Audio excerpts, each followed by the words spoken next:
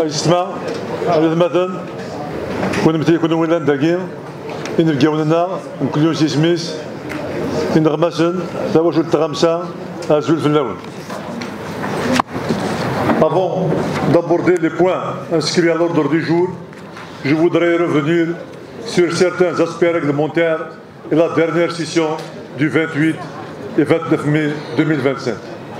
Premièrement, nous regrettons et dénonçons l'emploi du langage de défi envers les élus du peuple, ce qui est inapproprié dans l'éthique et le jargon de l'administration et des institutions publiques. Surtout quand ce vocabulaire est répété plus de 2 fois, ce qui est un indicateur clair de l'arrière-pensée, de l'objectif et du but recherché, à savoir museler la parole et la liberté d'expression. Dans le même contexte, nous n'acceptons pas l'emploi de la forme injonctive pour l'inscription de projets sur le budget de Oulaya. Nous refusons l'inscription par le biais de la contrainte, l'assujettissement et la pression en lieu et place du dialogue et la force de conviction. Nous sommes des élus du peuple et il est temps d'enlever l'équivoque tendant à faire de l'État l'apanage du seul pouvoir exécutif.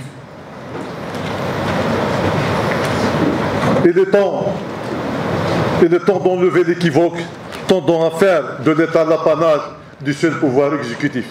L'État est une entité morale qui comprend le territoire, le peuple et la souveraineté populaire. Si le gouvernement dispose de l'autorité et de la force de la puissance publique, c'est par délégation du peuple. Par ailleurs, nous avons constaté qu'à l'APIU de Tizi Ouzou, on choisit les questions sur lesquelles on répond et on fait l'abstraction sur les questions pertinentes et de fond. À titre d'exemple, je n'ai pas eu de réponse sur la violation de l'article 52 et 60 du Code de Oulaya, portant respectivement sur la transcription des délibérations, séances tenantes et au moment du vote, et l'affichage du procès verbal des résultats définitifs de l'élection du président de l'APIU. S'agissant de l'article 14 du même Code, je crois fort que le non-respect des dispositions de cet article est devenu une tradition dans cette Oulaya, qui a la force d'une loi.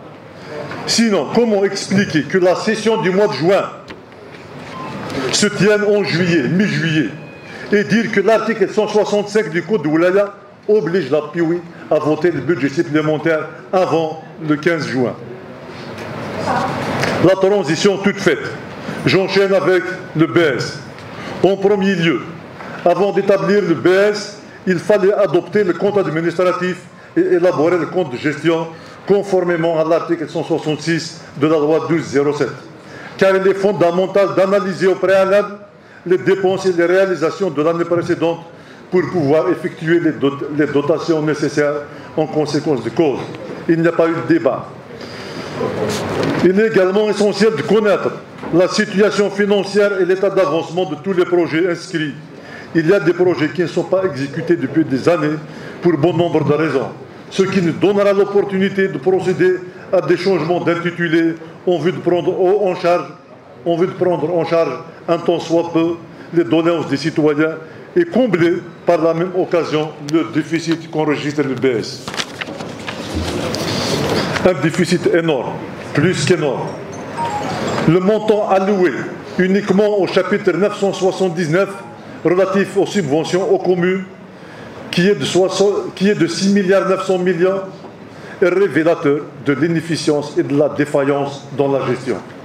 Comment expliquer la baisse vertigineuse et drastique du BS de 101 milliards l'année 2024 à 6 milliards pour cette année? Ce n'est pas avec cette modique somme que l'APIU va jouer son rôle et accompagner les communes dans le développement de leur territoire.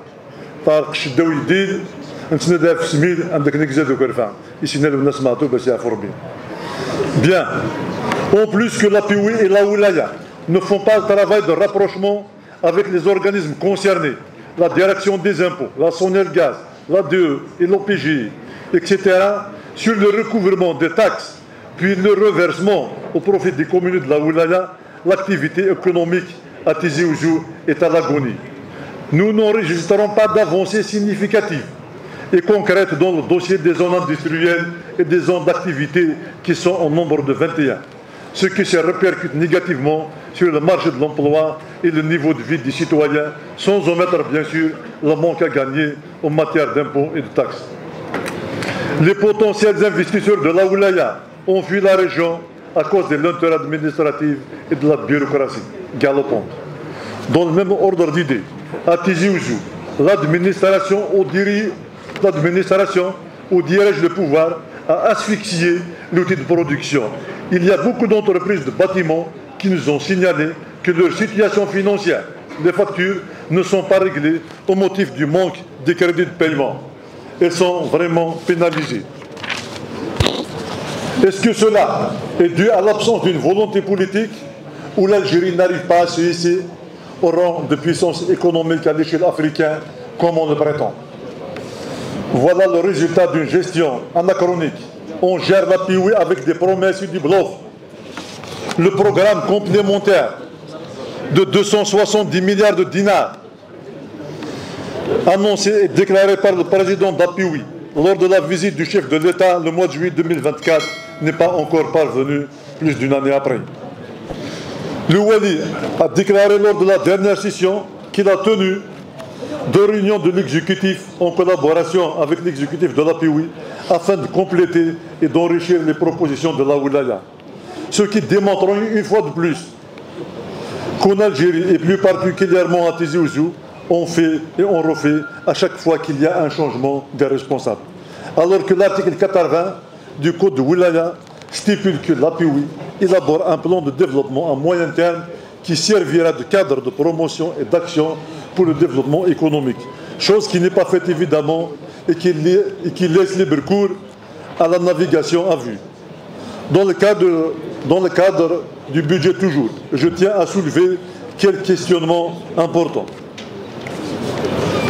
Le premier, sur quelle base et estimation vous avez réservé 6 millions de dinars au chapitre 914 pour la réalisation d'un documentaire sur le tourisme à la Wilaya de Tizi Ouzou? Le bon sens aurait voulu lancer au préalable une consultation, comme c'est le cas dans les programmes ADSEC, expécédés et fixer par la suite la dotation.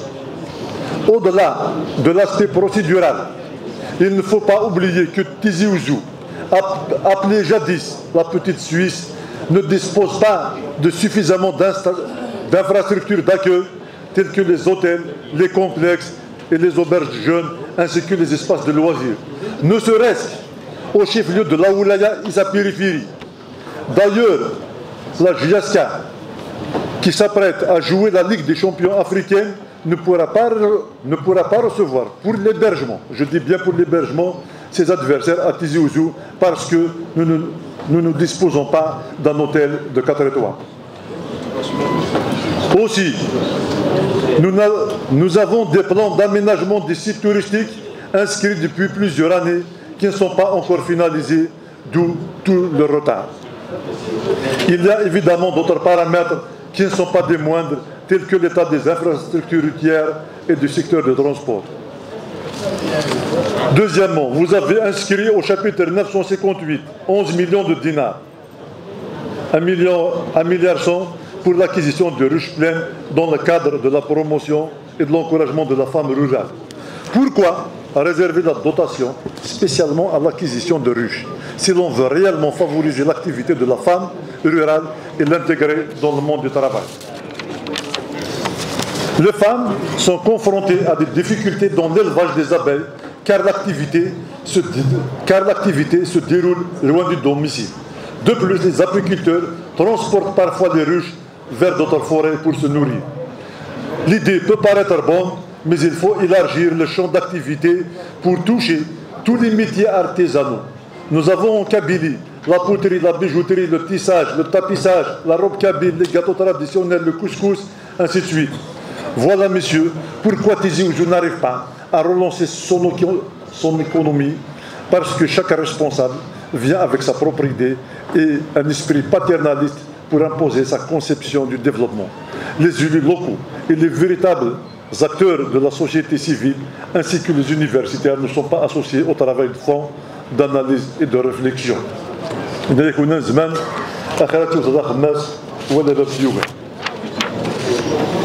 Je vais terminer avec les divers où je me contenterai de soulever certaines préoccupations relevant du secteur de la jeunesse et des sports. Donc je tiens à signaler d'abord et au préalable que le fonds de la jeunesse alimenté par la participation des communes à concurrence de 4% pour la promotion des initiatives de jeunes et des pratiques sportives qui cumulent une enveloppe financière avoisinant les 30 milliards, si ce n'est pas plus, n'est pas dépensé, n'est pas encore consommé. Donc je recommande à ce qu'il y ait un plan de redressement afin de prendre en charge l'entretien, la rénovation et la réhabilitation des maisons de jeunes, des salles de sport, des stades communaux et de proximité. Ceci ne serait-ce pour la mise à niveau au niveau de toutes les communes. J'ai été interpellé par les jeunes et les sportifs de Drab El Khedda au sujet du stade communal dont les vestiaires ne sont pas fonctionnels en raison de plusieurs dégradations, sans oublier les diverses actions manquantes. La maison de jeunes est également dans un état de délabrement qui n'offre pas les conditions minimales pour le déroulement des activités de jeunes. La DGS a certes réfectionné la toiture et l'étanchéité de la structure, mais beaucoup d'autres actions nécessaires restent suspendues. Dans la même commune, à la veille de Drab El Khedda, les citoyens sont privés de jouir du foyer de jeunes, appelé communément le FAGE, qui est occupé depuis plusieurs années. Par conséquent, je demande à trouver une solution définitive aux occupants pour les loger et libérer cet espace aux jeunes de DBK, une commune qui mérite mieux que cet état de fait. Cette localité a enfanté par le passé plusieurs artistes et sportifs de haut niveau qui ont honoré le pays. À la commune de Bni Douala, la salle Omnisport a connu lors de l'hiver dernier des inondations où il a été enregistré la défectuosité de certains équipements, entre autres le tatami. Monsieur le directeur, les jeunes bénévoles sont mobilisés pour l'évacuation des eaux et le nettoiement des lieux, mais ils attendent avec impatience un accompagnement et un soutien de votre part. Ils sollicitent dans ce sens l'acquisition d'un tatami au profit de l'association Espérance Sportive de Bni Douala et la réalisation d'un terrain de handball ou de volley au lieu réservé précédemment au bolidron. La commune de Bni Douala, qui est une région phare. Merci, El Hadj.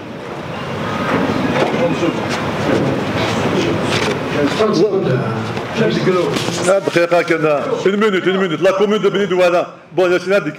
Donc la commune de Bni Douala, qui est une région phare dans la formation des jeunes talents, de sportifs de haut niveau, dans toutes les disciplines confondues, n'a bénéficié que d'un seul stade de proximité au village de Bouihia, qui n'est pas encore achevé depuis plus de 6 ans, 7 ans, voire même plus. Faute d'insuffisance de l'appel initial, sur ce, je demande la prise en charge de la réévaluation financière et de l'inscription d'autres stades au profit des villages qui ont manifesté le besoin et dont les assiettes sont disponibles et le choix de terrain fait. À l'instar du village de Msbah, qui a plus de 5000 habitants, et le village d'Al Khalil, qui se situe à plus de 5 km du stade communal, si au chef-lieu, dont les travaux ne sont pas encore achevés. Quelques secondes. 30 secondes. 30 secondes. Donc, 30 secondes. Les chefs du groupe,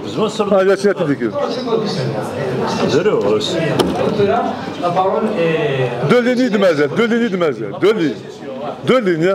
Deux lignes ou la chourie les faisait. Deux lignes. Donc, je disais, donc du village de Msbah, qui a plus de 5000 habitants, et le village d'Al Khalil qui se situe à plus de 5 km du stade communal, si au chef-lieu, dont les travaux ne sont pas encore achevés. Monsieur le directeur, je vous demande encore une fois de plus de prendre en charge ces doléances et de les programmer dans les meilleurs délais. Merci pour votre écoute et votre attention.